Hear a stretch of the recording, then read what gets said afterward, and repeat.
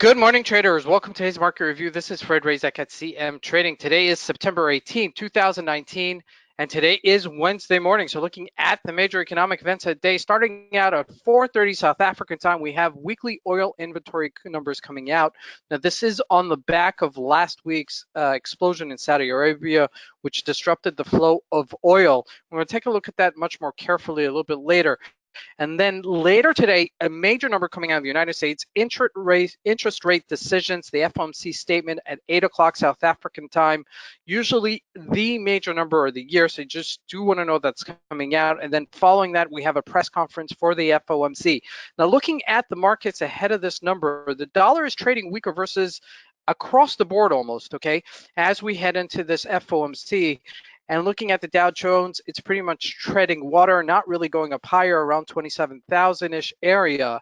And looking at commodities, oil fades to support after that big rally, or call it the big gap up, okay, from last week's attack on the oil inventories and on Saudi Arabia to previous resistance. We're going to take a look at that because that's a major implication. And lastly, looking at the stocks, Facebook and ALCOA both rally, interestingly enough, and the rotation is happening again in the markets. If it's not ALCOA, it's Microsoft. It's not Microsoft, it's the bank stocks. And right now it's ALCOA on Facebook, but we'll take a look at that technically and see what we can expect from today's trading.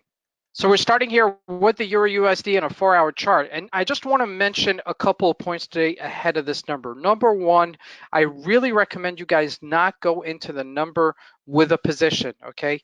We've said this many times before. It could happen in either direction. You want to trade the counter move, the move that happens afterwards, after the news comes out and after the dust kind of settles and there's the reactionary move and then the counter reactionary move. And you want to trade the counter reactionary move.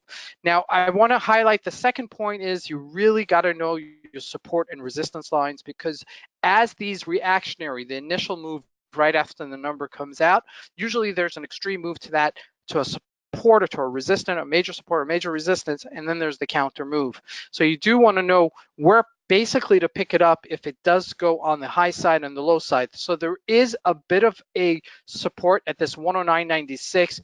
We have major resistance at this 1079-ish level. Okay, that's 1.1079-ish level, and then resistance at 111-ish level as well. So you want to know these areas, okay? So if it does, rally up here and there may be a counter move, you want to play that counter move as well. Now, if you look at the GBP, it looks very similar. Okay, a little bit stronger than the euro, but very similar. Let's take a look at it. You see that rally up, it's trading close to its highs. And sure enough, between the two, okay, if the dollar gets stronger, then I expect the euro to sell off much more sharply in relation to the GBP, to the USD, right? Because the euro is showing much more weakness versus the US dollar as opposed to the GBP USD. So we want to look at that.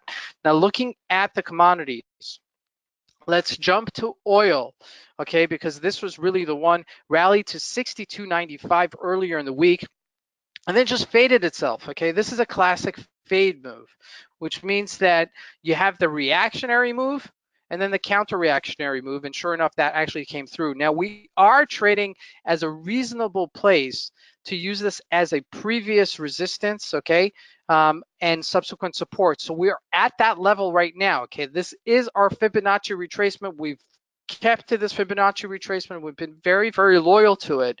So if we do break this 58.80-ish level, we could certainly see it go back down to the 57 level. Now, just be realistic here, okay?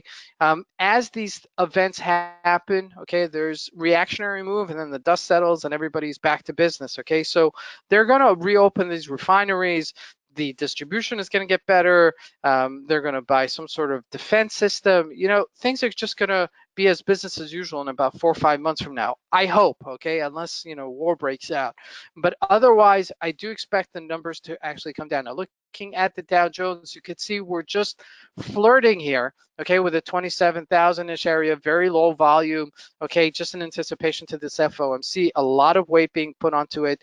And the economy now is actually very colorful. What I mean by that, there's many aspects that are affecting it. There's the trade relations with China, there's the FOMC in one direction, and then there's the president in the United States who's deregulating everything and allowing the greatest laissez-faire that we've had over the past 100 years. So a lot of factors going into this, and it's affecting different markets at different times. And that's what I mean by that, by the stocks taking rotation. Because if we look at the bank stocks, they're near their highs, but they didn't sell off. Okay, but they're not continuing higher. If you look at JP Morgan, it's all in its all-time highs, just 2 points away from it. But again, not breaking higher. So I wonder if this is an anticipation to this FOMC number coming out. Now, looking at Facebook, we had a nice rally yesterday, 185 to 187. Surely, if we do continue this momentum, we could get back to this 190-ish level. Remember, our all-time highs for the year is 215-ish level, 210-ish level. So we have some real estate to actually make back.